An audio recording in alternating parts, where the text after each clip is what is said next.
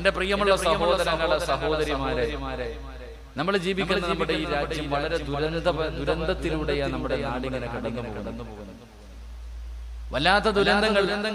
എന്റെ പ്രിയപ്പെട്ട സഹോദരങ്ങളെ, നമുക്കൊക്കെ പണ്ട് പത്രങ്ങളിലൂടെ മാത്രം വായിച്ചറിവുള്ള ഓരോ കാര്യങ്ങളാണ്. ഭൂകമ്പം ഉണ്ടാകുക, ഉരുൾപൊട്ടൽ ഉണ്ടാകുക, സുനാമി അടിക്കുക. പടച്ചവന് ഈ വൈറസ് പനികളും എന്തെല്ലാം രോഗങ്ങളാണ് ഇങ്ങനെ പടർന്ന് പന്തലിച്ചുകൊണ്ടിരിക്കുകയാണ്. ഒന്നിനും ഒരു അറുതി കാണുന്നില്ല, ഒരു അവസാനമില്ല. ഇപ്പത്തെ അവസ്ഥ തന്നെ ആലോചിക്കുക. മഴ പെയ്യേണ്ട സമയമല്ല ഈ മാസം. എന്റെ പ്രിയമുള്ള സഹോദരങ്ങളെ, നമ്മൾക്കൊക്കെ ഓർമ്മയുള്ള കാലം ജൂൺ ജൂലൈയിലേക്ക് എത്തുമ്പോൾ മഴ പെയ്യുന്ന കാലം. ഇപ്പൊ ജൂണും ജൂലൈയിലൊന്നും മഴയില്ല. ഇപ്പൊ മഴ ഇപ്പൊ എന്താ, ഉച്ച കഴിഞ്ഞ പടച്ചവനെ ആകാശത്ത് ഇടിയും മിന്നലും മാത്രം. എന്റെ പ്രിയപ്പെട്ടവരെ, എന്തിന് ചാനലുകളിലൂടെ പത്രങ്ങളിലൂടെ അവിടെ നിന്ന് പറയുകയാ, ഉച്ചയ്ക്ക് ശേഷം നല്ല ഇടിയുണ്ടാകാൻ സാധ്യതയുണ്ട്, വീട്ടിലെ സാധനങ്ങളൊക്കെ ഓഫാക്കി വെച്ചോളാം. ഇതുപോലെ എപ്പോഴാ പത്രത്തിലും ടിവിയിലൊക്കെ വാർത്ത വന്നിട്ടുള്ളത്?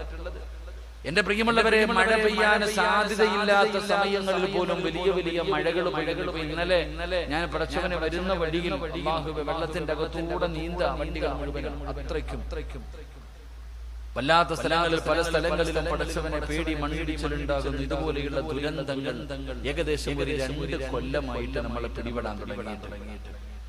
എന്റെ പ്രിയമുള്ളവരെ, അതിനു മുമ്പൊക്കെയാണെങ്കിൽ പല പല പനികൾ, പല പല അസുഖങ്ങൾ പടർന്നു പലിക്കും, ഇങ്ങനെ പടർന്നു പണതരിച്ചുകൊണ്ടിരിക്കുന്നു. മാരകമായ രോഗങ്ങൾ ഇങ്ങനെ പടരുകയാണ്. പണ്ട് ക്യാൻസർ എന്ന് പറഞ്ഞാൽ, ട്യൂമർ എന്ന് പറഞ്ഞാൽ, എന്റെ പ്രിയമുള്ള സഹോദരങ്ങളെ, എവിടെയെങ്കിലും ഒരാൾക്ക് വന്നാൽ അത് വലിയ അത്ഭുതമായിരുന്നു. ഇന്നിപ്പോ ഒരു വീട്ടിൽ, ഒരു കുടുംബത്തിൽ ഒരു ക്യാൻസർ രോഗി എന്ന രീതിയിൽ ഇങ്ങനെ പടർന്നു കൊണ്ടിരിക്കുകയാണ്.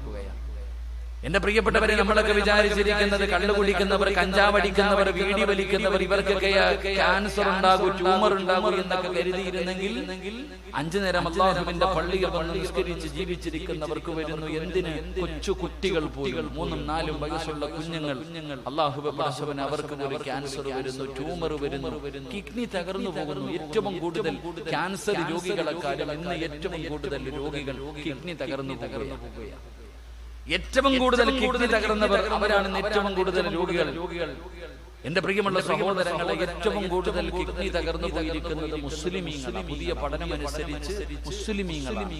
അതിന്റെ കാരണങ്ങൾ പറയുന്നത് ഭക്ഷണത്തിലെ ക്രമീകരണങ്ങൾ. ചില ഭക്ഷണങ്ങൾ ഒരുമിച്ച് കഴിക്കാൻ പാടില്ല. നമുക്ക് പിന്നെ അങ്ങനെയൊന്നും ഇല്ലല്ലോ. അള്ളാഹു എഴുതിയത് കഴിക്കുമെന്ന് പറഞ്ഞിട്ട് വാരിക്കോരി തീറ്റിയ.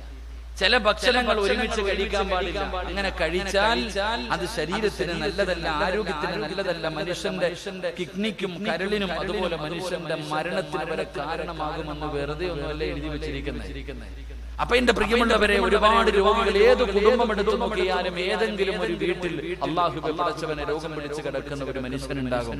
ഞാനിപ്പോ വരുമ്പോഴും അല്ലാഹുവേ ഭക്ഷണം കഴിച്ച വീട്ടിലെ വാപ്പ, അല്ലാഹു ഉപ്പയ്ക്ക് ആഫിയത്ത് കൊടുക്കുമാറാകട്ടെ, അല്ലാഹു ദീർഘായുസ്സ് കൊടുക്കുമാറാകട്ടെ. അദ്ദേഹത്തിന്റെ മനസ്സിന് രോഗമില്ല, ശരീരത്തിന് രോഗമുള്ളൂ. അല്ലാഹു അദ്ദേഹത്തിന് ഈമാൻ നിലനിർത്തി കൊടുക്കുമാറാകട്ടെ. അപ്പൊ ഞാൻ പറഞ്ഞു വന്നത്, എന്റെ പ്രിയമുള്ളവരെ, ദുരന്തങ്ങൾ ഇങ്ങനെ ഉണ്ടാകുക. വെള്ളപ്പൊക്കം ഉണ്ടായി വീട് ഇങ്ങനെ ഒലിച്ചു പോവാ. അതുപോലെ തന്നെ പടച്ചവനെ കഷ്ടപ്പെട്ട് സമ്പാദിച്ചതിന്റെ മുകളിലേക്ക് മണ്ണിടിഞ്ഞു വീണിട്ട് മയ്യത്ത് പോലും എടുക്കാൻ പറ്റൂല. ചില നാടുകൾ തന്നെ അവിടെ പള്ളി പോകുന്നു, അമ്പലം പോകുന്നു, ക്രിസ്ത്യാനി എല്ലാം പോവാ. അങ്ങനെ ഒന്നും ജാതി മതം ഒന്നുമില്ല, എല്ലാം പൊക്കൊണ്ടിരിക്കുക. അപ്പൊ ഈ ദുരന്തങ്ങളൊക്കെ നമുക്ക് ഇങ്ങനെ ഉണ്ടാകുമ്പോൾ എന്തുകൊണ്ടാണ് ഇതൊക്കെ ഉണ്ടാകുന്നത്? അവിടെയാണ് നമുക്ക് മനസ്സിലാക്കുക. വെറുതെ ഒന്നുമല്ല ഇത് അല്ലാഹു കാണിച്ചത്. ഖുർആൻ എടുത്തു നോക്ക്, അല്ലാഹുവിന്റെ പരിശുദ്ധമായ ഖുർആൻ എടുത്തു നോക്ക്. ഒരുപാട് ചരിത്രങ്ങൾ അല്ലാഹുവിന്റെ ഖുർആൻ പറയുന്നുണ്ട്. നൂഹ് നബി അലൈഹിസ്സലാമിന്റെ സമുദായത്തെ ഞാൻ ജലപ്രളയത്തിൽ മുക്കിക്കൊന്നു, തൂഫാനിൽ മുക്കിക്കൊന്നു. എത്രയോ പ്രവാചകന്റെ സമുദായങ്ങളെ ഞാൻ തലകീഴായിട്ട് എടുത്തു മറിച്ചു. ഇതൊക്കെ ഖുർആൻ ഇങ്ങനെ പറഞ്ഞത് വെറുതെ ഒന്നുമല്ല. ഈ ചരിത്രങ്ങൾ മുഴുവനും പറഞ്ഞിട്ട് അല്ലാഹു അവസാനം പറയുന്നത്, നീ ചിന്തിക്കും മനുഷ്യ. വെറുതെ ഒന്നല്ല. ഏതൊരു സംഭവം അല്ലാഹുവിന്റെ ഖുർആൻ പറയുമ്പോഴും അതിന്റെ അവസാനം അല്ലാഹു സുബ്ഹാനഹു വ തആല പറയുന്നത് നീ ചിന്തിക്കാനാ പറയുന്നത്. ഇതിൽ നിന്ന് പാഠം ഉൾക്കൊള്ളു. ഇത് നിനക്ക് പഠിക്കുന്നതിന് വേണ്ടി അല്ലാഹു ഇതൊക്കെ എഴുതി വെച്ചിരിക്കുന്നു. പക്ഷെ നമ്മൾ തയ്യാറാകുന്നില്ല. അപ്പൊ അല്ലാഹു ലോകത്തിന്റെ നാനാ ഭാഗങ്ങളിലും ഇതൊക്കെ കാണിച്ചു പഠിച്ചില്ല. നമ്മുടെ നാട്ടിലേക്കും അതെല്ലാം കടന്നു വന്നു. ദുരന്തങ്ങളൊക്കെ നമ്മുടെ നാട്ടിലേക്ക് കടന്നു വന്നു. അതുകൊണ്ട് എന്റെ പ്രിയമുള്ള സഹോദരങ്ങളെ, ഇനിയെങ്കിലും നമുക്കൊന്ന് പാഠം ഉൾക്കൊള്ളണം. ഇനിയെങ്കിലും നമുക്കൊന്ന് പഠിക്കാൻ തയ്യാറാകണം. എന്താണ് ഇതിന്റെ കാരണം? എന്താണ്? പടച്ചവനെ, വെള്ളപ്പൊക്കവും സുനാമിയും കൊടുങ്കാറ്റും ഉരുൾപൊട്ടലും എന്തിനാ പടച്ചവനെ നിപ പോലെയുള്ള മാരക രോഗങ്ങൾ ഇങ്ങനെ പടരുകയാണ്? അല്ലാഹുവേ പടച്ചവനെ, ക്യാൻസറും ട്യൂമറും കിഡ്നി തകർന്നവരും പടച്ചവനെ ശരീരം തളർന്നു കിടക്കുന്നവരും ഒരുപാട് മാരക രോഗങ്ങളും പടർന്നുകൊണ്ടിരിക്കുന്നു. കുഞ്ഞുങ്ങൾ വരെ പടച്ചവനെ രോഗം പിടിപെടുകയാണ്. പടച്ചവനെ, പ്രഷറും ഷുഗറും എല്ലാം പ്രായമുള്ളവർക്കായിരുന്നെങ്കിൽ 4 വയസ്സുള്ള 5 വയസ്സുള്ള കുഞ്ഞിന് വരെ പടച്ചവനെ ഇൻസുലിൻ എടുക്കുന്ന കാലമാ. പ്രിയമുള്ളവരെ, ഇത്രയ്ക്കും മാരകമായ രോഗങ്ങള് എല്ലാം നമ്മളെ പിന്തുടരാറുള്ള കാരണം എന്താണ്? അതാണ് നമ്മൾ പഠിക്കേണ്ടത്. എന്താണ് അതിന്റെ കാരണമെന്നാണ് പഠിക്കേണ്ടത്. അതുകൊണ്ട് എന്റെ പ്രിയമുള്ള സഹോദരങ്ങളോട് പറയുകയാണ്, ഈ ദുരന്തങ്ങളൊക്കെ ഉണ്ടാകാറുള്ള കാരണം എന്തെന്നറിയുമോ? കുല്ലു ബൽദത്തിൻ യകൂനു ഫീഹിൽ അർബഉ വഅഹ്ലുഹാ മഅസൂമൂന മിനൽ ബലാ. അവിടുന്ന് പറഞ്ഞു തരികയാണ്, മഹാന്മാര് പറഞ്ഞു തരികയാണ്, ഈ ദുരന്തങ്ങളൊക്കെ ഉണ്ടാകാനുള്ള കാരണം എന്തെന്നറിയുമോ? ഒരു നാട്ടിലെ 4 വിഭാഗം ആൾക്കാർ ഇല്ലാതെ വന്നാൽ, ഒരു നാട്ടിൽ 4 വിഭാഗം ആൾക്കാർ ഇല്ലാതെ വന്നാൽ അവിടെ ദുരന്തങ്ങളും അവിടെ ഭൂകമ്പങ്ങളും സുനാമികളും മാരക രോഗങ്ങളും ഉണ്ടാകാൻ സാധ്യതയുണ്ട്. അള്ളാഹു നമുക്ക് ഈമാൻ നൽകുമാറാകട്ടെ. അള്ളാഹു നമുക്ക് ഈമാൻ നൽകുമാറാകട്ടെ. ഈ വിപത്തുകളൊക്കെ നമ്മുടെ നാടുകളിൽ, നമ്മുടെ ഗ്രാമങ്ങളിൽ, നമ്മുടെ പരിസരങ്ങളിൽ ഉണ്ടാകാനുള്ള കാരണം 4 വിഭാഗം ആൾക്കാർ ഇന്ന് കാണാൻ തന്നെ ഇല്ല. ഉണ്ടെങ്കിൽ തന്നെ ഇങ്ങനെ പറക്കിയെടുക്കാം. 4 വിഭാഗം ആൾക്കാർ ഭൂമിയിൽ ഇല്ലാതെ വരുമ്പോൾ, ഒരു നാട്ടിലില്ലാതെ വരുമ്പോൾ ആ നാട്ടിൽ വിപത്തുകൾ ഉണ്ടാകും. അള്ളാഹു നമുക്ക് ഈമാൻ നൽകുമാറാകട്ടെ. അള്ളാഹു നമുക്ക് ഈമാൻ നൽകുമാറാകട്ടെ. ആ 4 വിഭാഗം ആരെങ്കിലും ഉണ്ടോ നമുക്ക് നോക്കാം. ഈ പറയുന്ന 4 വിഭാഗത്തിൽപ്പെട്ട ആരെങ്കിലും നിങ്ങളുടെ നാട്ടിലുണ്ടോ? നിങ്ങളിൽ ആരെങ്കിലും ആ 4 വിഭാഗത്തിൽപ്പെട്ടവരാണോ? നമുക്ക് പഠിച്ചിട്ട് ദുആ ചെയ്തു പിരിയാം. അള്ളാഹു ഭാഗ്യം തരുമാറാകട്ടെ. അള്ളാഹു ഭാഗ്യം തരുമാറാകട്ടെ. ബക്കറ്റ് കളക്ഷനുണ്ടോ? ആദ്യം വേണോ അവസാനം വേണോ? ഉസ്താദിന്റെ ഇഷ്ടത്തിന് വിട്ടിരിക്കാം. മാഷാ അല്ലാഹ്. അപ്പൊ അവസാനം, കാരണം ഇപ്പൊ എടുത്ത ഇപ്പൊ തന്നെ എഴുന്നേറ്റ് പോകും. അതുകൊണ്ടാണ് ഇൻഷാ അല്ലാഹ് അവസാനം. അല്ലാഹു നമുക്ക് ബർക്കത്ത് ചെയ്യുമാറാകട്ടെ. 3 സ്വലാത്ത് പറ. സല്ലല്ലാഹു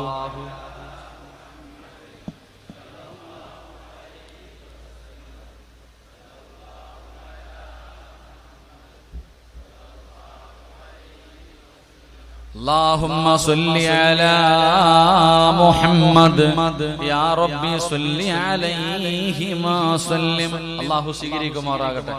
അല്ലാഹു സ്വീകരിക്കുമാറാകട്ടെ. ഈ സ്വലാത്തിന്റെ ബറക്കത്ത് കൊണ്ട് അല്ലാഹു നമ്മുടെ ദുനിയാവും ആഖിറവും അല്ലാഹു വെളിച്ചമാക്കി തരുമാറാകട്ടെ. നമുക്കെല്ലാവർക്കും ഖൈറും ബറക്കത്തും ഐശ്വര്യവും അഭിവൃദ്ധിയും സമാധാനവും സന്തോഷവും അല്ലാഹു നൽകി അനുഗ്രഹിക്കുമാറാകട്ടെ. ഈ സ്വലാത്ത് പറഞ്ഞ് നമ്മളെ എല്ലാവരെയും മരിക്കുന്നതിന് മുമ്പ് ഒരിക്കലെങ്കിലും മുത്തുനബിയുടെ റൗള സിയാറത്ത് ചെയ്യാൻ അല്ലാഹു ഭാഗ്യം നൽകുമാറാകട്ടെ. അല്ലാഹു ഭാഗ്യം നൽകുമാറാകട്ടെ. എന്റെ പ്രിയമുള്ള സഹോദരങ്ങൾ, അതുകൊണ്ട് 4 വിഭാഗം.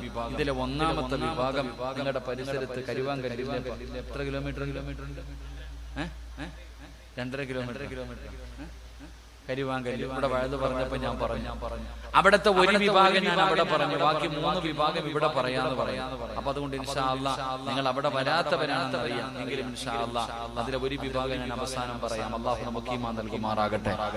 എന്റെ പ്രിയമുള്ള സഹോദരങ്ങളെ, സഹോദരിമാരെ, ഒരു നാട്ടിൽ ദുരന്തമുണ്ടാകാനുള്ള കാരണങ്ങൾ 4 എണ്ണമാണ്.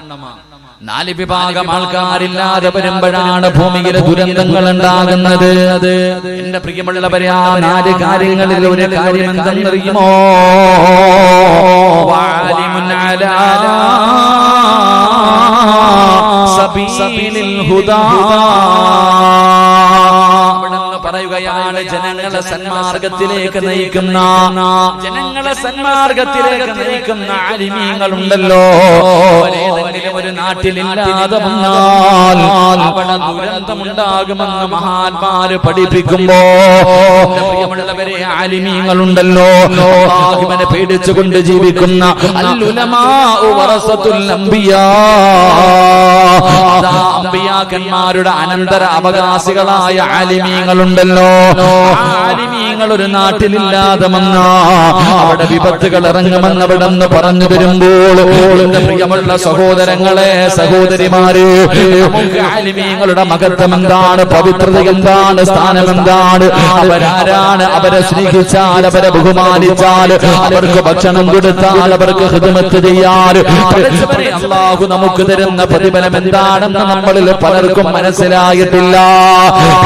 പുതിയ തലമുറയുണ്ടല്ലോ, നമ്മുടെ വീട്ടിലെ കാരണവന്മാരുണ്ടല്ലോ, അവർക്ക് നിർബന്ധമായിരുന്നു എന്റെ കുടുംബത്തിൽ ഒരു ആലിമ വേണം. പഴയ വാപ്പമാർക്ക് നിർബന്ധമായിരുന്നു എന്റെ മക്കൾ 5 എണ്ണം ഉണ്ടെങ്കിൽ അതിൽ ഒരെണ്ണം ആലിമാകണം.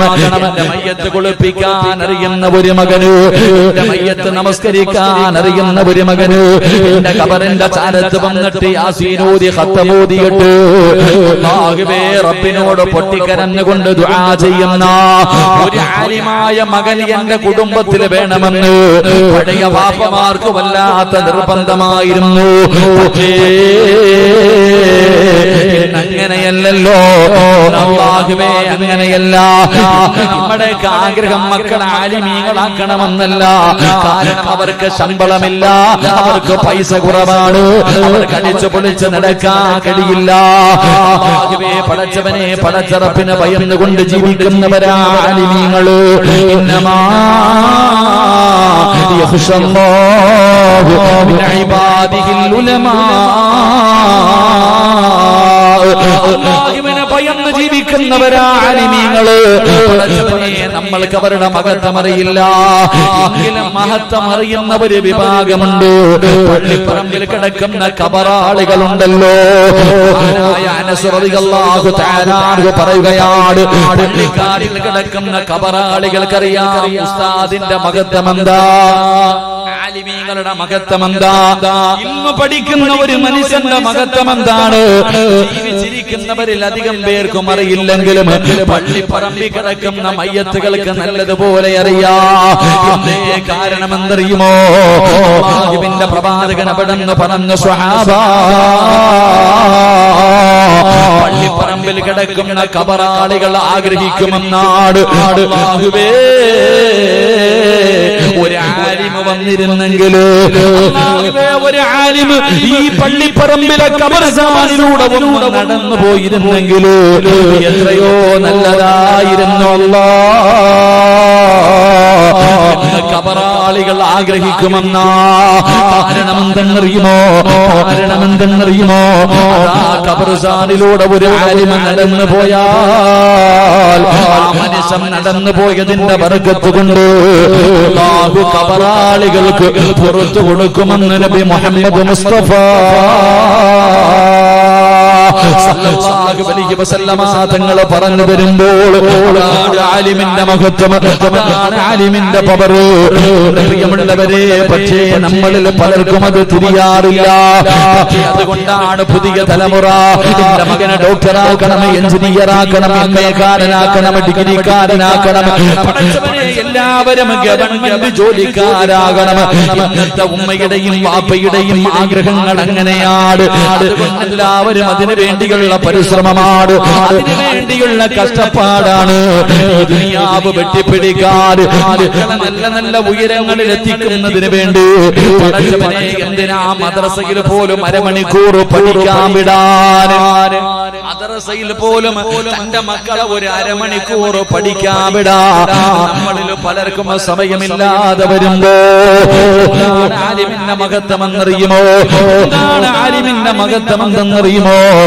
സാരമല്ല സഹോദരാ, വല്ലാത്ത മഹത്വമാണ്. അല്ലാഹു ആദരിച്ച മനുഷ്യനാണ് ആലിമ്, ആദരിച്ചവനാ ആലിമ്. അല്ലാഹുവിന്റെ പ്രവാചകൻ സല്ലല്ലാഹു അലൈഹി വസല്ലമ തങ്ങളുടെ അനന്തരാവകാശികളാണ് ആലിമീങ്ങൾ. എല്ലാവർക്കും ഇൽമു പഠിക്കാൻ കഴിയില്ല, എല്ലാവർക്കും ഖുർആൻ കാണാതെ പഠിക്കാൻ കഴിയില്ല, എല്ലാവർക്കും മുത്തുനബിയുടെ ജീവിതം ഹദീസുകൾ അവിടുന്ന് പഠിക്കാൻ കഴിയില്ല. പ്രിയമുള്ളവരെ, കാരണം അത് അല്ലാഹുവിന്റെ പ്രകാശമാണ്, അല്ലാഹുവിന്റെ നൂറാണ്. ഖാലൽ ഇൽമു നൂറുല്ലാഹി ഹഖ്ഖുൻ നൂറുല്ലാഹി ലാ യുഅതാ ലിഅസീഹി. അല്ലാഹു ഇഷ്ടപ്പെട്ടവർക്ക് മാത്രമേ അല്ലാഹു അറിവ് കൊടുക്കൂ, അല്ലാഹു ഇൽമു കൊടുക്കൂ, അല്ലാഹു അവരെ ആലിമീങ്ങളാക്കൂ. എന്റെ പ്രിയമുള്ളവരോട് നിങ്ങൾക്ക് പെട്ടെന്ന് മനസ്സിലാകണമെങ്കിൽ ഒരേ ഒരു ചരിത്രം മാത്രം ഞാൻ പറഞ്ഞു തരാം. ആലിമിന്റെ ചരിത്രം പറയട്ടെ. ആലിമിന്റെ ചരിത്രം പറയണ്ട, ആലിമിനെ സ്നേഹിച്ച മനുഷ്യന്റെ മഹത്വം ഞാൻ പറഞ്ഞു തരാം. എന്റെ പ്രിയമുള്ളവരെ, തൃപ്പനിച്ചി ഉസ്താദിന്റെ പേരാണ്. അല്ലാഹുവേ, ആ മഹാനവല്ലാതെ ഇഷ്ടപ്പെടുന്നവരാണ്. നിങ്ങളുടെ സ്നേഹം വെറുതെയല്ല, നിങ്ങളുടെ സ്നേഹം വെറുതെയല്ല. ഞാൻ നിങ്ങൾക്കൊരു ചരിത്രം പറഞ്ഞു തരാ. ഒരു ആലിമിനെ സ്നേഹിച്ച ഒരു മനുഷ്യന്റെ മഹത്വം പറയാ.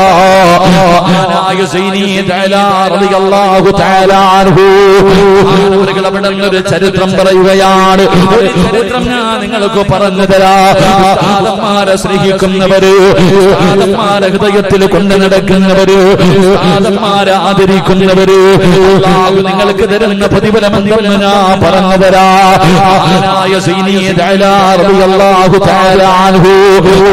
പറഞ്ഞു തരികയാണ്. ഒരു നാട്ടിന് മഴയില്ല, വല്ലാത്ത പ്രയാസത്തിലാണ്. വെള്ളം കിട്ടാതെ വരുമ്പോ മൃഗങ്ങൾക്കോ കുടിക്കാൻ വെള്ളമില്ല, എല്ലാവരും വല്ലാത്ത പ്രയാസത്തിലാണ്. അവസാനം ജനങ്ങൾ മുഴുവനും ഒരു ഗ്രൗണ്ടിൽ ഇങ്ങനെ ഒരുമിച്ച് കൂടുകയാ. മഴയില്ലാതെ വന്നപ്പോ കുടിക്കാൻ വെള്ളമില്ല, ജനങ്ങൾ മുഴുവനും വല്ലാത്ത പ്രയാസത്തില. ആ സമയത്ത് നാട്ടുകാര് മുഴുവനും ഒരു ഗ്രൗണ്ടിൽ ഒരുമിച്ച് കൂടി. എന്തിന്? അല്ലാഹുവിനോട് ദുആ ചെയ്യാൻ. അല്ലാഹുവിനോട് ദുആ ചെയ്യുന്നതിന് വേണ്ടി ഒരു നാട്ടുകാര് മുഴുവനും ഒരുമിച്ച് കൂടി. അവസാനം എല്ലാവരും അല്ലാഹുവിനോട് ദുആ ചെയ്തു, പടച്ചവനെ ഞങ്ങൾക്ക് നീ മഴ തരണം തമ്പുരാനെ. എല്ലാരും അല്ലാഹുവിനോട് ദുആ ചെയ്തു, പക്ഷെ മഴ പെയ്യണില്ല. എല്ലാവരും അല്ലാഹുവിനോട് ദുആ ചെയ്തു, മഴ പെയ്യുന്നില്ല. എല്ലാവരും വല്ലാത്ത വേദനയിലായി. പടച്ചവനെ, ഞങ്ങൾ എല്ലാവരും ഒരുമിച്ച് ദുആ ചെയ്തിട്ട് പോലും മഴ കിട്ടിയില്ലല്ലോ അല്ലാഹ്. എല്ലാവരും വലിയ പ്രയാസത്തിലാണ്. അങ്ങനെ എല്ലാവരും വളരെ ദുഃഖത്തോടു കൂടി നിൽക്കുമ്പോ ഒരു പാവപ്പെട്ട ഒരു പ്രായമുള്ള മനുഷ്യൻ ഇങ്ങനെ നടന്നു വരിക. ഒരു പ്രായം ചെന്ന ആര്യമൊന്നുമല്ല, ഒരു സാധുവായ ഒരു മനുഷ്യൻ. ആ മനുഷ്യൻ ഇങ്ങനെ നടന്നു വരുന്നു. അപ്പൊ ജനങ്ങളൊക്കെ ഇങ്ങനെ പ്രയാസത്തിൽ നിൽക്കുന്നത് കണ്ടപ്പോൾ ചോദിച്ചു, എന്താ നിങ്ങളുടെ പ്രശ്നം? എല്ലാരും വല്ലാത്ത ദുഃഖത്തിലാണല്ലോ, എന്റെ പ്രയാസം? അവിടുന്ന് പറഞ്ഞു, ഞങ്ങൾക്കും മഴയില്ല, ഞങ്ങൾ എല്ലാവരും മഴ കിട്ടുന്നതിന് വേണ്ടി അല്ലാഹുവിനോട് ദുആ ചെയ്തു, പക്ഷെ മഴ കിട്ടിയില്ല, അതിന്റെ പ്രയാസത്തിൽ നിൽക്കുകയാണ്. ഈ പ്രായം ചെന്ന മനുഷ്യൻ ചോദിച്ചു, ഞാനൊന്ന് ദുആ ചെയ്യട്ടെ. ഈ മനുഷ്യൻ ചോദിച്ചു, ഞാനൊന്ന് ദുആ ചെയ്യട്ടെ. എന്റെ പ്രിയമുള്ളവരെ, നമ്മളാണെങ്കിൽ എന്ത് ചിന്തിക്കും? പിന്നെ ഇപ്പൊ എളുപ്പം മറിക്കാൻ പോയില്ല, നമ്മളെങ്ങനെ ചിന്തിക്കാം? ഇവനിപ്പോ ഇത്രയും പേര് ചെയ്തിട്ടെങ്കിൽ ഇയാള് മാത്രം ചെയ്തിട്ട് എന്ത് കിട്ടാൻ? പക്ഷെ ആ ജനങ്ങൾ പറഞ്ഞു, ചെയ്തോ കുഴപ്പമൊന്നുമില്ല, നിങ്ങൾ ദുആ ചെയ്യാൻ പറഞ്ഞു. അങ്ങനെ ആ പ്രായം ചെന്ന മനുഷ്യൻ 2 റക്അത്ത് നമസ്കരിച്ചു. ആ പ്രായം ചെന്ന മനുഷ്യൻ 2 റക്അത്ത് നമസ്കരിച്ചു. എന്നിട്ട് തന്റെ ഇരുകരങ്ങൾ അല്ലാഹുവിന്റെ ദർബാറിലേക്ക് ഉയർത്തുകയാണ്. 2 കൈയും അല്ലാഹുവിന്റെ ദർബാറിലേക്ക് ഉയർത്തിയിട്ട് അവിടുന്ന് ദുആ ചെയ്തു, അല്ലാഹുമ്മ ബിഹഖി മാ ഫീ റഅസി. അല്ലാഹുവേ, എന്റെ കണ്ണുണ്ടല്ലോ, എന്റെ കണ്ണിന്റെ ബർക്കത്ത് കൊണ്ട് നീ ഇവർക്ക് മഴ കൊടുക്കണേ അല്ലാഹ്. അവിടുന്ന് ദുആ ചെയ്തത് എങ്ങനെയാണ്? എന്റെ കണ്ണിന്റെ ബർക്കത്ത് കൊണ്ട് നീ ഇവർക്ക് മഴ കൊടുക്കണേ തമ്പുരാന്. ആ മനുഷ്യനങ്ങ് ദുആ ചെയ്ത് കഴിയുമ്പോ സുബ്ഹാനല്ലാഹ്, ആകാശത്ത് നിന്ന് മഴത്തുള്ളികൾ പെയ്തിറങ്ങുകയാണ്. ആകാശത്ത് നിന്ന് മഴത്തുള്ളികൾ പെയ്തിറങ്ങുകയാണ്. ജനങ്ങൾ മുഴുവനും അത്ഭുതപ്പെടുകയാണ്. ആരാണ് പടച്ചവര്? മനുഷ്യനാരാണ് തമ്പുരാന്? മനുഷ്യന്റെ കണ്ണിന്റെ ബർക്കത്ത് എന്താണ്? ജനങ്ങൾ മുഴുവനും അവിടെ നിന്ന് ഒരുമിച്ച് കൂടി പാവപ്പെട്ട മനുഷ്യനോട് ചോദിക്കുകയാ, എന്താണ് നിങ്ങളുടെ കണ്ണിന്റെ ബർക്കത്ത്? എന്താണ് നിങ്ങളുടെ കണ്ണിന്റെ ബർക്കത്ത്? ആ മനുഷ്യൻ അവിടെ നിന്ന് പറഞ്ഞു കൊടുക്കുകയാണ്. ആ മനുഷ്യൻ അവിടെ നിന്ന് പറയുകയാ, അദാനി ഐനാനി റഅത അബാ യസീദ് അൽ ബിസ്താമി. എന്റെ കണ്ണിന്റെ ബർക്കത്ത് എന്തെന്നറിയുമോ? ഞാൻ ഈ കണ്ണ് റബ്ബിനോട് അല്ലാഹുവേ ഈ കണ്ണിന്റെ ബർക്കത്ത് കൊണ്ട് എനിക്ക് തരണേ എന്ന് ചോദിച്ചാൽ എന്തും ആ മനുഷ്യന് കൊടുക്കുമായിരുന്നു. അല്ലാഹുവേ ഈ കണ്ണിന്റെ ബർക്കത്ത് കൊണ്ട് അല്ലാഹ് നീ എനിക്കൊരു കാര്യം തരണേ എന്ന് ചോദിച്ചാൽ ആ മനുഷ്യൻ ചോദിക്കുന്ന കാര്യം അല്ലാഹു കൊടുക്കുമായിരുന്നു. ജനങ്ങൾ ചോദിച്ചു, നിങ്ങളുടെ കണ്ണിന്റെ ബർക്കത്ത് എന്താ? ആ മനുഷ്യൻ പറഞ്ഞു, ഈ കണ്ണേതെന്നറിയുമോ? ഈ കണ്ണാരെ കണ്ട കണ്ണെന്നറിയുമോ? അബൂ യസീദുൽ ബിസ്താമി എന്ന് പറയുന്ന താബീങ്ങളിൽപ്പെട്ട ലോകമറിയുന്ന ഒരു പണ്ഡിതനെ കണ്ട കണ്ണാട്, ഒരു ആലിമിനെ കണ്ട കണ്ണാട്, ഒരു ഉസ്താദിനെ കണ്ട കണ്ണാട്. അതുകൊണ്ട് ഞാൻ അല്ലാഹുവിനോട് എന്ത് ചോദിച്ചാൽ അല്ലാഹു എനിക്ക് തരുമെന്ന് പറയുമ്പോ ആലിമിനെ കണ്ട മനുഷ്യന്റെ മഹത്വം ഇതാണെങ്കിലോ, ആലിമിനെ കണ്ട മനുഷ്യന്റെ മഹത്വം ഇതാണെങ്കിലോ, പ്രിയമുള്ളവരെ ആലിമിന്റെ മഹത്വം എന്താ? ആനായ തൃപ്പനച്ചി ഉസ്താദിനെ കണ്ട പലരുമുണ്ടല്ലോ. പ്രിയമുള്ളവരെ നിങ്ങൾ ആരാടോ? അല്ലാഹു ഇഷ്ടപ്പെട്ടവരാടോ? ആലിമിനെ കണ്ട മനുഷ്യന്റെ മഹത്വം ഇതാണെങ്കിലോ ചിന്തിച്ചു നോക്ക്. ഒരു ആലിമിന്റെ പ്രാർത്ഥന, ഒരു ആലിമിന്റെ ദുആ, ഒരു ആലിമിന്റെ സ്ഥാനം എന്താ? മഹാനായ നബി മുഹമ്മദ് മുസ്തഫ സല്ലല്ലാഹു അലൈഹി വസല്ലമ തങ്ങൾ പറയുകയാ, ഒരു ആലിമിന്റെ ഒരേ ഒരു മഹത്വം ഞാൻ പറഞ്ഞു തരാ. നബി പറയുകയാണ്, സഹാബ 5 കാര്യങ്ങളിൽ നോക്കുന്നത് ഇബാദത്തിന്റെ കൂലി കിട്ടുന്ന കാര്യമാണ് സഹാബ. നബി അവിടെന്ന് പറയുകയാ, 5 കാര്യങ്ങളിൽ നോക്കുന്നത് ഇബാദത്താണ്. അവരുടെ കണ്ണിന്റെ കാഴ്ച കുറയൂല, അവരുടെ കാഴ്ച നഷ്ടപ്പെടൂല. എന്റെ പ്രിയമുള്ളവരെ, അബൂ ഹുറൈറ തങ്ങൾ പറയുകയാണ്, അല്ലാഹുവിന്റെ റസൂൽ അവിടെന്ന് പറഞ്ഞു വന്ന് ഇബാദത്തിന്റെ കൂലി കിട്ടുന്ന 1ാമത്തെ കാര്യം എന്തെന്നറിയുമോ? സ്വർഗത്തിൽ നിന്ന് കൊണ്ടുവന്ന ഹജറുൽ അസ്വദ് എന്ന് പറയുന്ന കല്ലുകൊണ്ട് അലങ്കരിച്ച പടച്ച റബ്ബിന്റെ പരിശുദ്ധമായ കഅബാലയമുണ്ടല്ലോ. കറുത്ത കല്ലുകൾ കൊണ്ട് മൂടിയിരിക്കുന്ന ആ പരിശുദ്ധമായ കഅബാലയമുണ്ടല്ലോ. നിങ്ങളും ഹയ്യ അല സ്വലാ ഹയ്യ അലൽ ഫലാഹ് അല്ലാഹുവിന്റെ പള്ളിയുടെ മിനാരത്തിൽ നിന്ന് ബാങ്ക് വിളിച്ച പള്ളിക്കകത്തേക്ക് കടന്നു ചെന്നിട്ടു അല്ലാഹുവേ ഞാൻ ഖിബിലയ്ക്ക് അഭിമുഖമായി നിന്ന് നിസ്കരിക്കുന്നു എന്ന് നിയ്യത്ത് ചെയ്തിട്ട് ഞാനും നിങ്ങളും നേരെ നിന്ന് നിസ്കരിക്കുന്ന കഅബയുണ്ടല്ലോ, ആ പരിശുദ്ധമായ കഅബാലയം ഏതെങ്കിലും ഒരു മനുഷ്യനെ കണ്ണുകൊണ്ട് നോക്കിക്കൊണ്ടിരുന്നാൽ നോക്കുന്ന സമയം എത്രയും ഇബാദത്തിന്റെ കൂലിയാണെന്ന് ആദരവായ പ്രവാചകൻ നബി മുഹമ്മദ് മുസ്തഫ സല്ലല്ലാഹു അലൈഹി വസല്ലം കഅബാലയത്തിൽ നോക്കിക്കൊണ്ടിരിക്കുക. ഒന്നും പറയണ്ട. അല്ലാഹുവിന്റെ പരിശുദ്ധമായ കഅബാലയത്തിലേക്ക് നോക്കിക്കൊണ്ടിരിക്കുന്ന അത്രയും സമയം ഇബാദത്തിന്റെ കൂലിയ. ആ മനുഷ്യന്റെ കണ്ണിന്റെ കാഴ്ച കുറയാറുമില്ല. അല്ലാഹു നമുക്ക് ഈമാൻ നൽകുമാറാകട്ടെ. അല്ലാഹു പോയി സിയാറത്ത് ചെയ്യാൻ ഭാഗ്യം നൽകുമാറാകട്ടെ. അല്ലാഹു മരിക്കുന്നതിന് മുമ്പ് ഹജ്ജും ഉംറയും സിയാറത്ത് ചെയ്യാൻ അല്ലാഹു നമുക്ക് എല്ലാവർക്കും ഭാഗ്യം നൽകുമാറാകട്ടെ. ഒന്ന് പോകണം ഇടയ്ക്കൊക്കെ. ചുമ്മാ ഇങ്ങനെ നടന്നാ പോരാ, ചുമ്മാ അങ്ങോട്ടും ഇങ്ങോട്ടും ആയി നോക്കി നടന്നാ പോരാ. ഒന്ന് പോകണം, മക്കത്ത് പോകണം, കഅബാലയത്തിൽ പോകണം, ഹജറുൽ അസ്വദ് തൊടണം, ഹജറുൽ അസ്വദ് ചുംബിക്കണം, കഅബാലയത്തിന്റെ കില്ല പിടിക്കണം, മഖാം ഇബ്രാഹിമിന്റെ മുന്നിൽ പോയി നിസ്കരിക്കണം, ഹിജ്റ ഇസ്മായിലിനകത്ത് കയറണം, സ്വർണ്ണപ്പാത്തിയുടെ താഴെ നിന്ന് ദുആ ചെയ്യണം. ഇതൊക്കെ പോയി കാണാനും ചെയ്യാനുമുള്ളതാണ്. പൈസ ഇല്ല എന്ന് പറഞ്ഞിട്ട് പിന്നെ ആകട്ടെ എന്ന് പറഞ്ഞ് നീട്ടേണ്ട കാര്യമല്ല. അള്ളാഹു ഇഷ്ടപ്പെട്ടവർക്ക് മാത്രമേ അവിടെ ചെല്ലാൻ കഴിയൂ. അള്ളാഹു ഭാഗ്യം തരുമാറാകട്ടെ. ഹജ്ജും ഉംറയും സിയാറത്തും ചെയ്യാൻ അള്ളാഹു ഭാഗ്യം തരുമാറാകട്ടെ. പോകാൻ ആഗ്രഹമുണ്ടോ? എന്ന് കൈവക്കി. അതിനും ആഗ്രഹമില്ലാത്ത മനുഷ്യന്മാരുണ്ടോപ്പാ? ഇവനൊക്കെ ഇനി എവിടെ പോകാൻ കിടക്കുന്നു? അള്ളാഹു ഹജ്ജിനും ഉംറയ്ക്ക് പോകാൻ പോലും മനസ്സില്ലാത്തവർ പോയിട്ടുണ്ടാകും. അതാ പോയിട്ടുണ്ടാകും. ഞാൻ ഹജ്ജിന് പോയിട്ടുണ്ടാകും, അതുകൊണ്ടാ പൊക്കാത്ത. അങ്ങനെ ചിന്തിക്കാം. നല്ലത് ചിന്തിക്കണമെന്നല്ലേ? അള്ളാഹു ഈമാൻ കൊടുക്കുമാറാകട്ടെ. എങ്കിലും ഹജ്ജിന് പോയാൽ പിന്നെയും പോകണമെന്നല്ലേ ഇപ്പൊ ആഗ്രഹം? അല്ലേ? അള്ളാന്റെ കഅബ കണ്ട മനുഷ്യന് പിന്നെയും കാണാൻ പോകാനല്ലേ ആഗ്രഹം? ഉള്ളത് പറ. ആണോ? ഇതൊക്കെ ഏത് കൂട്ടത്തിലായിരിക്കും? അള്ളാഹു ഹിദായത്ത് നൽകി അനുഗ്രഹിക്കുമാറാകട്ടെ. എല്ലാവരും പോകണം. ചുമ്മാ ഇങ്ങനെ വാരിക്കൂട്ടി വെക്കാനുള്ളതല്ല. ആഫിയത്തും ആരോഗ്യമുള്ള സമയത്ത് വയസ്സാം കാലത്ത് ഉമ്മ ഏതെങ്കിലും വണ്ടി കയറ്റി വിടലല്ല. പാപ്പാനെ പ്രായം ചെന്ന പല മാതാപിതാക്കൾക്കും ഹജ്ജിനും ഉംറയ്ക്കും പോകാൻ പറ്റാത്തതിന്റെ കാരണം മക്കളുടെ തിരക്ക്. മാതാവിനും പിതാവിനും ഹജ്ജിന് പോകണമെന്ന് ആഗ്രഹമുണ്ട്, പൈസയുണ്ട്, പോകാത്ത എന്ത്? മക്കൾക്ക് സമയമില്ല കൊണ്ടുപോകാൻ തന്നെ.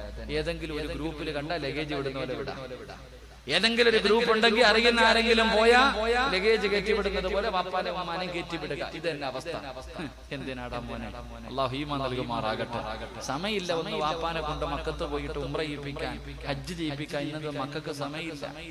അതുകൊണ്ട് നാളെ നിങ്ങളുടെ മക്കളും ചെയ്യണമെന്നൊന്നുമില്ല. ഈ യുവന്മാരുടെ ഒക്കെ ഭരണമാണ്. അള്ളാഹു അല ഇനിയിപ്പം കയറ്റി വിട്ടാൽ തന്നെ വലിയ പ്രശ്നം വരും. അത് ഇനി എപ്പോഴാ പറ്റുന്ന അറിയത്തില്ല. ഉള്ള നേരത്തെ പൊക്കോണം. അള്ളാഹു ഭാഗ്യം തരുമാറാകട്ടെ. സത്യല്ലേ? ഈ നിയമങ്ങളൊക്കെ ഇങ്ങനെ വരികയല്ലേ? നമ്മളൊക്കെ ഈ നാട്ടുകാരാണെന്ന് തെളിയിക്കണമെന്ന് പറഞ്ഞ് എന്ത് ചെയ്യാനാ? നിന്റെ വാപ്പാടെ വാപ്പ 1971 51 ഇവിടെ ഉണ്ടെന്ന് പറയും. തെളിക്ക് എന്ത് രേഖ നിന്റെ എന്ത് രേഖയുള്ള? ഒരു രേഖയില്ല മനുഷ്യ. കാരണം എന്ത്? നമുക്ക് എന്തിനാ രേഖ? പള്ളിക്കാട്ടി പോകാൻ വേണ്ടി കാത്തിരിക്കുന്നത് നമുക്ക് എന്ത് രേഖ? എടാ അസ്റായീൽ എപ്പോഴാ വരുന്നതെന്ന് പറഞ്ഞിട്ട് കാത്തിരിക്കുക. അപ്പോഴാ ഇനി ഇവിടെ ജനിച്ച നീ എവിടെ ജനിച്ചാൽ നമുക്കെന്താ? സ്വർഗമെന്ന് പറയുന്ന വീട്ടിലേക്ക് പോകാൻ പള്ളിയിൽ നിന്ന് കൊണ്ടുവരുന്ന മയ്യത്ത് കട്ടിൽ എന്ന് പറയുന്ന വാഹനവും കാത്തു നിൽക്കുന്നവരെ നമുക്ക് എന്നാ വന്ന പെട്ടെന്ന് നമുക്ക് പോകണം. അള്ളാഹു ഭാഗ്യം തരുമാറാകട്ടെ. പോണ്ടേ? എന്താ പോണ്ട? ഇല്ല, ഇവിടെ തന്നെ നിൽക്കണം. അസ്റായീൽ വന്ന് വിളിച്ചാ പോണ്ടാന്ന് പറഞ്ഞാൽ ചങ്ങാതി വിട്ടിട്ട് പോവോ? ഇവിടെ കരുണയെന്ന് പറയുന്ന സാധനം ചങ്ങാതിക്കില്ല. അതാ വേറെ ആരുടെയും അസ്റായീൽ എന്ന് പറയുന്ന മലക്കിന് കരുണയില്ല. നീ ഒന്നും പറഞ്ഞാൽ കേൾക്കത്തില്ല. എന്തൊക്കെ കൊടുക്കാന്ന് പറഞ്ഞാലും ഒരു പരിഗണനയില്ല. അതുകൊണ്ട് തന്നെ എന്തിനെ ആ മലക്കിന് അള്ളാഹു ഈ ജോലി കൊടുത്തത്? മനസ്സിനെ സൃഷ്ടിക്കാൻ വേണ്ടി തീരുമാനിച്ചപ്പോ അള്ളാഹു എല്ലാ മലക്കുകളോടും പറഞ്ഞു അത്രേ, ഭൂമി പോയിട്ട് ഒരു പിടി മണ്ണ് വാരിയിട്ട് വരാം. എല്ലാ മലക്കുകളും വന്നപ്പോ ഭൂമി കരച്ചില. ദയവ് ചെയ്ത് എടുക്കരുത്, സങ്കടം പറയാ. എല്ലാരും പിരിഞ്ഞു പോയി. അസ്റായീൽ അലൈഹിസ്സലാം ഇങ്ങോട്ട് വന്നപ്പോ ഭൂമി പറഞ്ഞത്ര കരഞ്ഞോണ്ട്, നീ പോ, അള്ളാഹ് പറഞ്ഞ ഞാൻ എടുക്കും, പൊട ചങ്ങാതി എടുത്തോണ്ട് പോയി. ഇത് ഒരു കരുണയില്ലാത്ത മലക്കാണ് അസ്റായീൽ. വന്നു കഴിഞ്ഞാൽ കൊണ്ടേ പോകത്തുള്ളൂ. അള്ളാഹു നമ്മുടെ യാത്ര നല്ല പോലെ ആക്കി തരുമാറാകട്ടെ. അള്ളാഹു നല്ല യാത്ര നൽകുമാറാകട്ടെ. എന്റെ പ്രിയമുള്ള സഹോദരങ്ങളെ, ഉംറയ്ക്കും ഹജ്ജിനൊക്കെ ഞാൻ ഇൻഷാ അല്ലാഹ് ഉംറയ്ക്ക് പോകാൻ തീരുമാനിച്ചിട്ടുണ്ട്. അള്ളാഹു ഭാഗ്യം തരുമാറാകട്ടെ. നിങ്ങളൊക്കെ ദുആ ചെയ്യോ? ഓസിന് വേണ്ട, ഓസിനോട് പാല വിട്ട് അങ്ങോട്ടും ഇങ്ങോട്ടും പോകണം. നിങ്ങളൊക്കെ ദുആ ചെയ്തിട്ട് ഞാൻ അവിടെ പോയാ എനിക്ക് ദുആ ചെയ്തവർക്ക് വേണ്ടി ഞാൻ അവിടെ നിന്ന് ദുആ ചെയ്യാം ഇൻഷാ അല്ലാഹ്. ഇനി പറ, ദുആ ചെയ്യോ? സന്തോഷം ഇല്ലാത്തതിന്റെ ദുആ ചെയ്യോ? അല്ലാഹു നമ്മളെല്ലാവരെയും അവിടെ എത്തിക്കുമാറാകട്ടെ. ഞാൻ ഇൻഷാ അല്ലാഹ് അടുത്ത മാസം റബീഉൽ അവ്വലിലാ പോണേ. എല്ലാം വാഴല്ലേ റബീഉൽ അവ്വലിൽ പോയിട്ട് മുത്തുനബിയുടെ റൗള ഒന്ന് കാണണമെന്ന് വലിയ ആഗ്രഹം. റമളാൻ മാസത്തിൽ പോകണമെന്ന് ആഗ്രഹിച്ചു. പള്ളി ജോലി ഉള്ളത് കാരണം അത് പറ്റിയില്ല. ഹജ്ജിന് പോകാൻ പിന്നെ അത് എന്തായാലും ഇൻഷാ അല്ലാഹ് മനസ്സിൽ വലിയ ആഗ്രഹമുണ്ട്. നബിദിനത്തിന് ഇൻഷാ അല്ലാഹ് ഉംറയ്ക്കും പോകണം. അടുത്ത വർഷം ഹജ്ജിനും പോകണം. അള്ളാഹു ഭാഗ്യം തരുമാറാകട്ടെ. അള്ളാഹു നമുക്കൊക്കെ ഭാഗ്യം തരുമാറാകട്ടെ. ഹജ്ജിന് പോയാൽ കിട്ടുന്ന പ്രതിഫലം എന്താ? ഹജ്ജിന് പോയാൽ കിട്ടുന്ന പ്രതിഫലം എന്താ അറിയോ? അറിഞ്ഞിരുന്നെങ്കിൽ വീട് വിട്ടിട്ട് പോയാലേ. ഹജ്ജിന് പോകുന്ന ഒരു മനുഷ്യൻ അള്ളാഹു കൊടുക്കുന്ന പ്രതിഫലം അറിഞ്ഞിരുന്നെങ്കിൽ ഇവിടത്തെ എല്ലാം വിറ്റിട്ട് പോയാൽ. അള്ളാഹു ഈമാൻ നൽകുമാറാകട്ടെ. ഹജ്ജിന്റെ പ്രതിഫലം അൽ ഹജ്ജുൽ മബ്റൂർ ലൈസ ലഹു സവാബുൻ ഇല്ലൽ ജന്ന. സ്വർഗ്ഗവാ പ്രതിഫലം. നിന്റെ ഹജ്ജ് അള്ളാഹു സ്വീകരിച്ചാൽ അതിന്റെ പ്രതിഫലം സ്വർഗ്ഗമാണ്. അള്ളാഹു നൽകുമാറാകട്ടെ. അള്ളാഹു നൽകുമാറാകട്ടെ. രണ്ടാമതൊരു പ്രതിഫലം കൂടെയുണ്ട്. ഒരു ഹാജിക്ക് എത്ര പേരെ സ്വർഗത്തിൽ കൊണ്ടുപോകാം? ഒരു ഹാജി ഹജ്ജ് ചെയ്ത ഒരു ഹാജിക്ക് എത്ര പേരെ സ്വർഗത്തിൽ കൊണ്ടുപോകാം? ഒരു ഹാഫിദിന് 40 പേർ, ആലിമിന് 10 പേർ, അള്ളാഹുവിന്റെ ദീനിന് വേണ്ടി പോരാടിയ ശുഹദാഇന് 70 പേര്. ഒരു ഹാജിക്കോ എത്ര പേര്? പറ മനുഷ്യ, എത്ര പേര്? 400 പേരെ കൊണ്ടുപോകാം. അള്ളാഹു ഭാഗ്യം തരുമാറാകട്ടെ. എത്ര പേരെ കൊണ്ടുപോകാം? പറ, എത്ര പേരെ കൊണ്ടുപോകാം? അപ്പൊ നിങ്ങളൊക്കെ ഇങ്ങനെ ചിന്തിക്കുക, ഉസ്താദേ ഓരോ ഹാജിയാക്കന്മാരുടെ കയ്യിലിരിപ്പ് കണ്ട ഓൻ തന്നെ പോകാറില്ല. ഇന്നത്തെ ചില ഹാജിയാക്കന്മാരുടെ ഹജ്ജിന് പോയിട്ട് വന്ന വാപ്പാടെ ഉമ്മാടെ സ്വഭാവം കണ്ട അവരെങ്കിലും പോകും, അവര് പോലും പോകത്തില്ല. അങ്ങനത്തെ ജീവിതം. 400 പേരെ ഹജ്ജ് ചെയ്ത ഒരു ഹാജിക്ക് സ്വർഗത്തിൽ കൊണ്ടുപോകാൻ ഭാഗ്യമുണ്ടെന്ന, ശഫാഅത്ത് ചെയ്യാനുള്ള അർഹതയുണ്ടെന്ന. പക്ഷെ ഹാജിയായിട്ട് ജീവിക്കണം. അപ്പോഴേ അള്ളാഹു പ്രതിഫലം തരും. അള്ളാഹു ഈമാൻ തരുമാറാകട്ടെ. അല്ലാതെ മക്കത്തും മദീനത്തും പോയിട്ട് വന്നിട്ട് പലിശ പരിപാടി വീണ്ടും പഴയതുപോലെ. ഉമ്മയൊക്കെ വന്ന് അല്ലാഹുവേ ഹജ്ജുമ്മയാണ്, ഹജ്ജൊക്കെ കഴിഞ്ഞ് വന്നത്, ഇപ്പോഴും ടിവിയുടെ ഫ്രണ്ടിൽ ഇരിക്കുക. മക്കള് തന്നെ ചോദിക്കുക, എന്തിനാ ഉമ്മ അങ്ങനെ മക്കത്ത് വരെ പോയി? അങ്ങനത്തെ അല്ല. ഹാജിയെ പോലെ ജീവിക്കണം. അതൊരു വലിയ പദവിയാ, അത് വലിയൊരു അംഗീകാരമാണ്. നീ അള്ളാഹുവിന്റെ അതിഥിയാ. ഹാജി എന്ന് പറഞ്ഞ വെറുതെ എഴുതി വെക്കാനുള്ള സാധനമല്ല.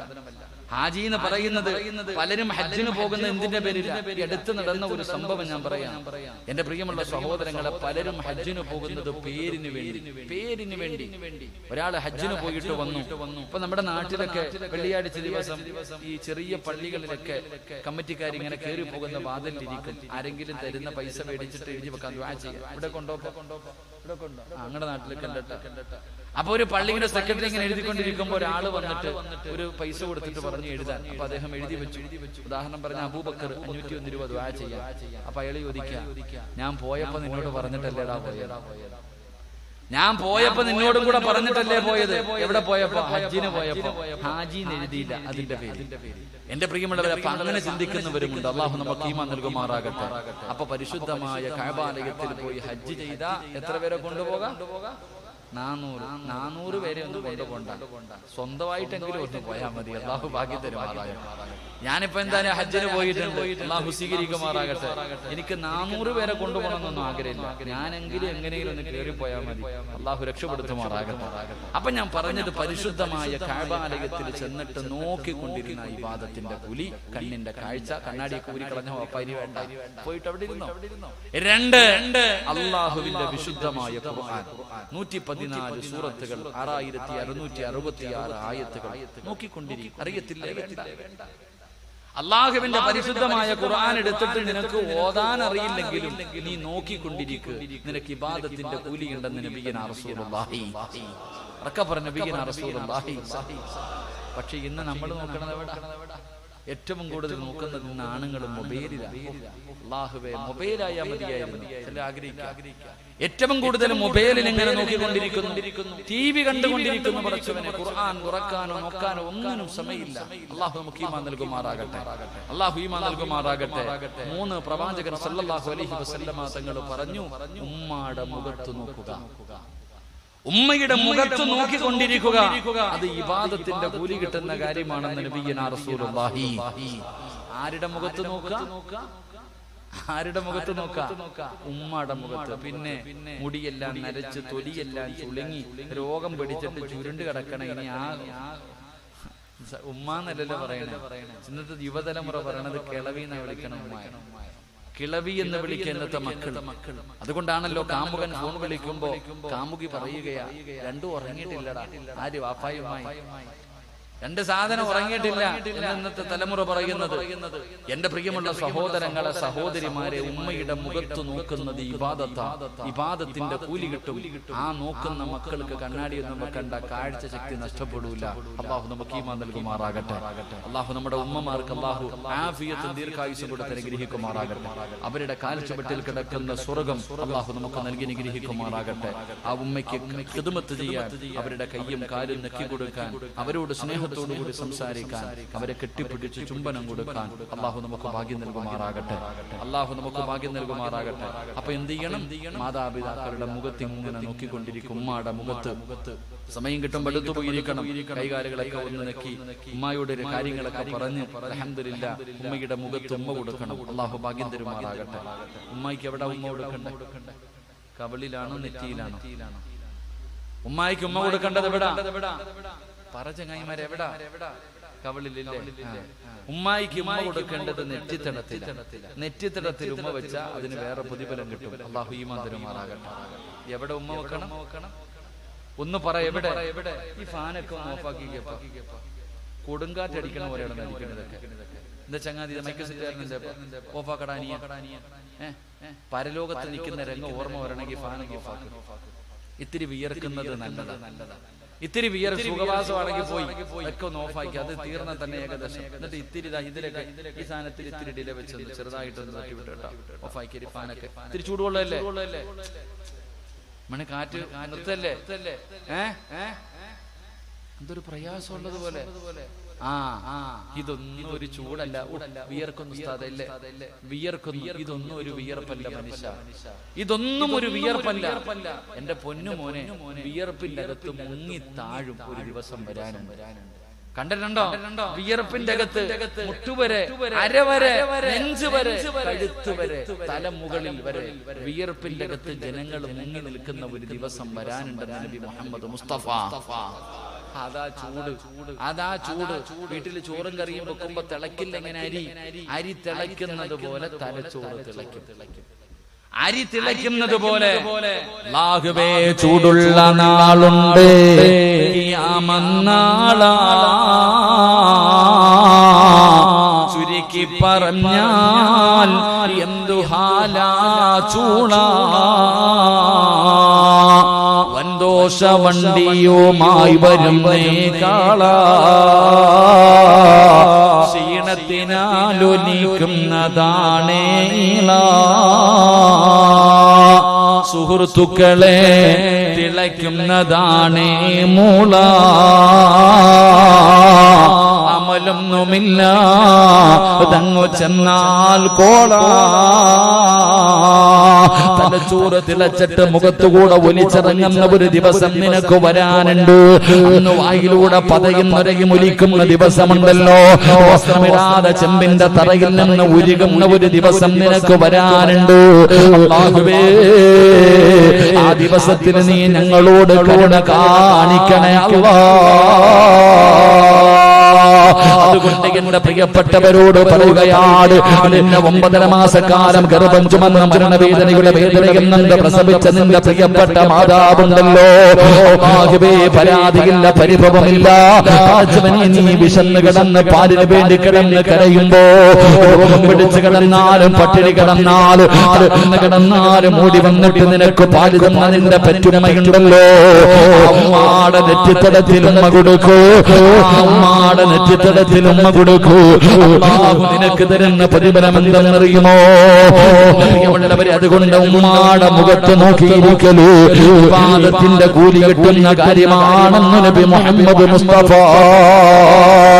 സല്ലല്ലാഹു അലൈഹി വസല്ലമ തങ്ങൾ പറഞ്ഞു തരുമ്പോ, രണ്ടാമത്തെ കാര്യം എന്തെന്നറിയുമോ? സംസം വെള്ളം കുടിക്കുമ്പോ നോക്കണേ മുസ്ലിമേ, ഹജ്ജിനും ഉംറയ്ക്കും പോയിട്ട് വന്നവർ സംസം വെള്ളം കൊണ്ട് തരുമ്പോ വെറുതെ കുടിക്കാനുള്ളതല്ല. ആ വെള്ളത്തിലൊന്ന് നോക്കിയിട്ട് വേണം കുടിക്കാൻ. കാരണം നോക്കുന്നത് ഇബാദത്തിന്റെ കൂലി കിട്ടുന്ന കാര്യമാ. അഞ്ചാമത്തെ കാര്യം എന്തെന്നറിയുമോ? ആലിമീങ്ങളുണ്ടല്ലോ, ഉസ്താദന്മാരുണ്ടല്ലോ, അല്ലാഹു ആദരിച്ചവരുണ്ടല്ലോ. ആലിമീങ്ങളുടെ മുഖത്ത് നോക്കുന്നത് ഇബാദത്തിന്റെ കൂലി കിട്ടുന്ന കാര്യമാ. അതുകൊണ്ട് പ്രിയമുള്ളവര്, മുഖത്ത് നോക്കുന്നത്, ആദന്മാരുടെ മുഖത്ത് നോക്കുന്നത് ഇബാദത്തിന്റെ കൂലി കിട്ടുന്ന കാര്യമാണ്. അവരുടെ കണ്ണിന്റെ കാഴ്ച നഷ്ടപ്പെടൂല. അവരുടെ അവരുടെ കണ്ണിന്റെ കാഴ്ച നഷ്ടപ്പെടൂല. ആലിമിന്റെ മഹത്വമാണ് പറയുന്നത്, ആലിമിന്റെ മഹത്വമാണ് പറയുന്നത്. അതുകൊണ്ട് എന്റെ പ്രിയമുള്ള മുസ്ലിമേ, നിന്റെ കുടുംബത്തിൽ ഒരു ആലിമ വേണ്ട, ഒരു ഹാഫിള് വേണ്ട, ഒരു ആലിമ വേണ്ട. അതുകൊണ്ട് നിങ്ങളുടെ മക്കളിൽ ഒരാളെയെങ്കിലും നിങ്ങൾ ആലിമാക്കാൻ നിയ്യത്ത് ചെയ്യൂ. അല്ലാഹുവേ, ഹാഫിളിന് 40 പേരെയാണ് അല്ലാഹുവിന്റെ പരിശുദ്ധമായ ഖുർആൻ 114 സൂറത്തുകൾ ഹൃദയത്തിൽ ചുമന്നുകൊണ്ട് നടക്കുന്ന അല്ലാഹുവിന്റെ ഖുർആൻ പഠിച്ച ഹാഫിളായ മക്കളുണ്ടല്ലോ. 40 പേരെയാണ് നാളെ പടച്ചറപ്പിന്റെ പരലോകത്ത് വെച്ച് ഇഷ്ടമുള്ള കുടുംബക്കാരാകട്ടെ നാട്ടുകാരാകട്ടെ ഇഷ്ടപ്പെട്ട 40 പേരുടെ കയ്യിൽ പിടിച്ചുകൊണ്ട് പടച്ചറപ്പിന്റെ അനുഗ്രഹങ്ങൾ കൊണ്ട് നിറച്ച സ്വർഗമുണ്ടല്ലോ. ആ സ്വർഗത്തിലേക്ക് കൊണ്ടുപോകാൻ അല്ലാഹു അവസരം കൊടുക്കുമെന്നാണ്.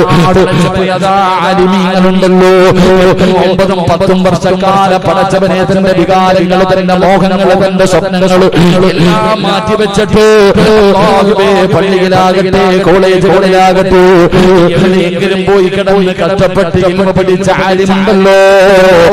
മനുഷ്യന് നാളെ 10 പേരെ സ്വർഗ്ഗത്തിൽ കൊണ്ടുപോകാൻ ഭാഗ്യമുണ്ടെന്നാ